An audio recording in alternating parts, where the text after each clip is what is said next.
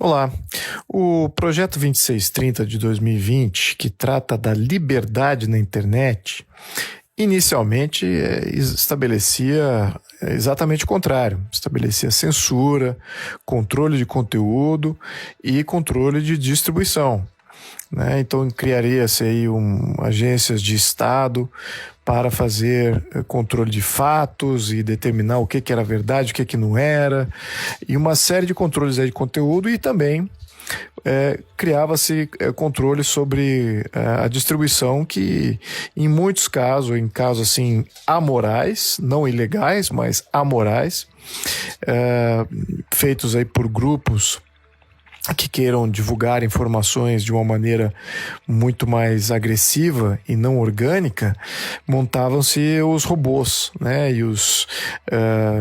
esses sistemas que não são pessoas identificáveis, que não são pessoas de verdade, mas que são usados aí para divulgar e amplificar a divulgação em vários tipos de meios e grupos de comunicação. Muito bem, aí claro que esse projeto tem uma resistência muito grande, porque ele afeta a liberdade de expressão, né? A primeira versão dele. E o relator e os proponentes, etc., resolveram modificá-lo, reduzir o seu impacto e só tratar da questão de distribuição. Então, só tratar das questões de robôs e de grupos organizados, etc. Bom, o que eu tenho a dizer sobre isso? Vamos entender um pouquinho da onde vem, por que existem robôs, né? De onde que eles foram criados, por quê?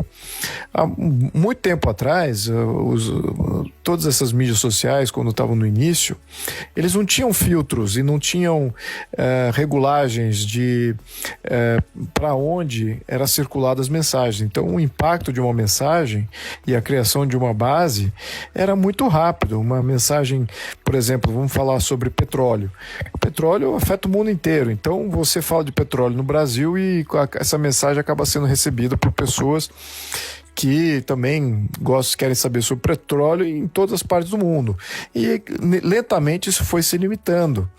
Foram começando a criar algoritmos para reduzir o compartilhamento de mensagens, não só para diminuir a sobrecarga na rede, mas também para ter uma segmentação de conversa um pouco menos poluída. Essa foi o início ali dos controles. Então, um controle até que positivo, né? Só que aí entra uma série de perversões disso, né? A primeira perversão, que não é muito uma perversão, mas acho que é uma necessidade, era de começar a monetizar. Me lembro muito bem que o Facebook começava a monetizar. Então, para poder estender a comunicação para todo um segmento de interesse de algum tema, por exemplo, petróleo, ou questão de sindicato, questão de privatização, ou questão de leis trabalhistas, etc., para poder segmentar mais as pessoas que possam receber esse tipo de informação, ou querem receber esse tipo de informação, Facebook e os outros meios também começaram a seguir essa liderança, começaram a reduzir essas bases que são impactadas por essas mensagens, e ao mesmo tempo criou-se uma oportunidade de poder cobrar para que se expanda os grupos que possam receber esse tipo de um conteúdo de um tema que possa afetar talvez um outro grupo que não seja específico ali, ou na leitura do censurador, né, da própria empresa censuradora. Eles amplificavam aí os outros grupos, liberalizavam os outros grupos mediante algum pagamento, algum meio de pagamento. Então isso virou um modelo de monetização dessas mídias sociais, sobretudo o Facebook, que deu início a isso. Claro que o tempo vai se passando, claro, temos aí questões de eleições, estamos falando aqui de 2014 para cá, né? Isso começou lá atrás, antes de 2010, 2008, 2005, por aí, a coisa foi maturando nos últimos 10, 15 anos. Então, atualmente, o que acontece? Esses grupos, a comunicação está tão limitada nesses grandes canais que criou-se a necessidade, os robôs se viabilizaram, né? As várias grupos aí começaram a se organizar E a margem das grandes empresas que se tornaram dominantes, quase que monopolísticas, né, do Facebook, que é dono do Instagram, que é dono também do WhatsApp, o Twitter também tem um segmento muito importante, Google com o YouTube. Então você tem aí grandes conglomerados mundiais que se formaram em torno dos canais de comunicação e eles dominam praticamente quase que todo o tráfego de comunicação em mídia social. E acabam aplicando esses filtros de distribuição de conteúdo. Claro que tem uma motivação ainda de questões de monetização. Agora, qual é a perversão do momento? A perversão do momento é considerar informações que são divulgadas contrárias à nova ordem mundial, contrárias à esquerda mundial, contrárias ao progressivismo mundial, ao socialismo mundial.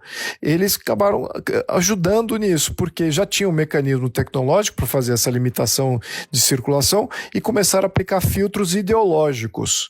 Então isso é fato, que há filtros ideológicos que foram instaurados nesses meios de comunicação, e os robôs vinham para quebrar isso também. Não era somente... Os robôs não serviam, a princípio, só nessa questão de distribuição e de quebrar esses freios ideológicos que foram criados pelos maiores meios de comunicação. Antes havia também a divulgação também de produtos, serviços da própria empresa, etc. Então, os robôs serviam para isso também. Fazer opinião sobre um produto, que é um lançamento, etc.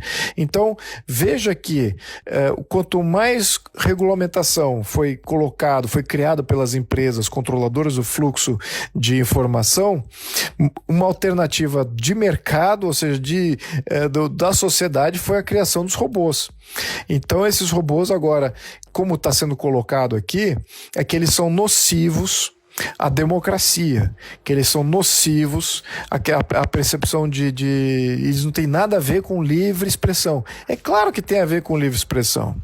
Os robôs vieram exatamente por causa da falta de distribuição, que ainda se mantém, né? E desses freios ideológicos que ainda existem nos maiores meios de comunicação.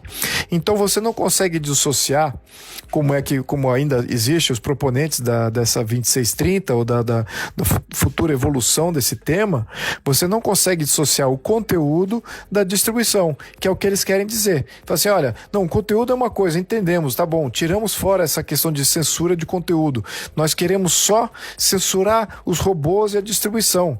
Eu falei, poxa, mas as coisas estão vinculadas, a distribuição ela é falaciosa, já é falaciosa. Como garantir, então, que a empresa não vai fazer a censura dela, ideológica dela, nos algoritmos, na circulação daquilo que de uma questão conservadora, de uma questão liberal? Como é que eles vão garantir que os algoritmos deles não estão tingidos em questões de distribuição? Eles não têm como garantir isso.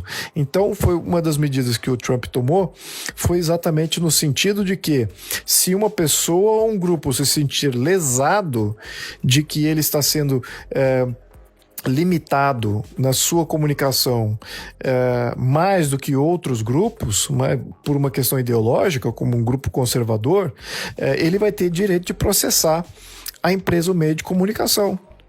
Por quê? O meio de comunicação ele está se colocando como isento, uma plataforma isenta.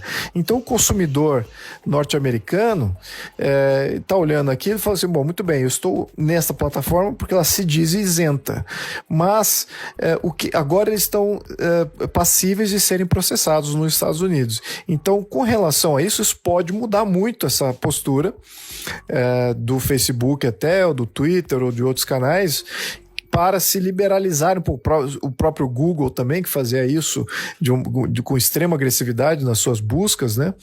Então, eu acho que isso pode mudar bastante essa dinâmica, e aí, isso é que eu diria que é liberdade, né? Porque esses meios de comunicação se colocam como isentos, mas sabemos que não eram isentos, né? Sabemos muito bem que isso não é verdade. Então essa que é a dinâmica que está existindo aqui no momento.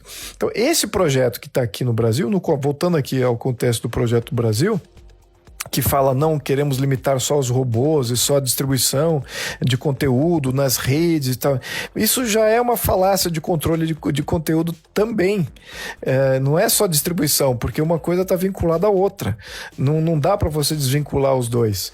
Isso aqui a medida certa seria algo na linha que o Trump passou, de garantir isenção. O Facebook pode se proclamar progressista, pode se proclamar de esquerda, pode se proclamar globalista, que quer uma nova ordem mundial e criação de um governo global, pode muito bem fazer isso. Ele, como empresa, tem todo o direito de dizer exatamente o que é, e nós, como consumidores, optamos estar ou não no Facebook. Então é nossa liberdade de escolha de estar ali. Se o Facebook se proclamar isso, é óbvio que vai perder muitas pessoas que buscam um canal isento, né? Então ele não vai fazer isso agora ele pode. Então e nós tomamos as nossas opções de acordo com essa característica. Então, liberdade para as empresas definirem como elas querem agir, elas se definindo como empresas isentas, então que se comportem dessa maneira. Essa que tem sido a visão da gestão Trump. Aqui no Brasil, nós estamos aqui com um debate totalmente infrutífero, de controle de distribuição de conteúdo, sendo que isso está sendo combatido exatamente de uma maneira muito mais clara nos Estados Unidos. Aqui nós estamos afirmando que os robôs são as coisas negativas, são pessoas e grupos criminosos e facções e que estão organizadas para acabar com a democracia. A verdade é provável que exista isso. Não vou dizer que não existe, que não há pessoas organizadas para fazer esse mal. Muito provável. Agora, vamos entender por que os robôs surgiram desde o início, né? É um grande erro assumir agora que os robôs só existem agora e que é só para fazer a maldade. Eles vieram exatamente por um excesso de regulamentação desses meios de comunicação que se tornaram monopolísticos. Então, essa visão e essa perspectiva não está sendo incorporada nesse projeto. Então, esse projeto que fala de limitação de robôs, e por pior que seja a ação deles, e que possa haver, você querer regulamentar isso de uma maneira de Estado, eu acho ruim. Eu acho que quem pode fazer isso melhor são as próprias empresas, os próprios canais que queiram manter os seus canais como isentos. E a gente que faça a escolha por um canal ou outro. Aquele que é melhor se representar isso, aquele que melhor dá uma plataforma de comunicação de fato livre, de fato isenta, esse terá o nosso apoio, terá a nossa permanência. Canais que se poluírem ou que não fizerem essas chancelas, acho que esses aí tendem a morrer, como já morreram vários meios de comunicação no passado. ICQ, Comunicador Messenger, Orkut, vários outros que tinham aí bastante tráfego de informação, hoje não tem mais enfim, não foram evoluindo conforme os tempos. E eu acho que é isso que é uma grande evolução, seria ter essas chancelas pelas próprias empresas e garantir que é de fato isento. Então estamos aqui fazendo uma coisa errada, na minha opinião. Estamos regulamentando de ponto de vista de governo, de Estado, algo que deveria ser das empresas, e elas já estão tomando essas iniciativas, não por nossa enfoque regulamentar, mas sim por pressão que existe aí nos grandes mercados, como os Estados Unidos, por exemplo, está liderando isso via o governo Trump. Meus amigos, só queria dar esse parecer agora, porque isso vai ser muito importante nessas próximas semanas, podem voltar à tona. E a gente precisa ter uma defensoria muito mais qualificada desse tema. Caso contrário, caímos aqui um vício de brasileiro, que é de regulamentar absolutamente tudo. E aí só as empresas monopolísticas é que sobrevivem no ambiente hiperregulamentado. E é exatamente contra isso que a gente precisa lutar. Precisamos de um mercado saudável, várias opções, e para essas opções maturarem, precisamos de menos regulamentação. Muito obrigado, senhores e senhoras.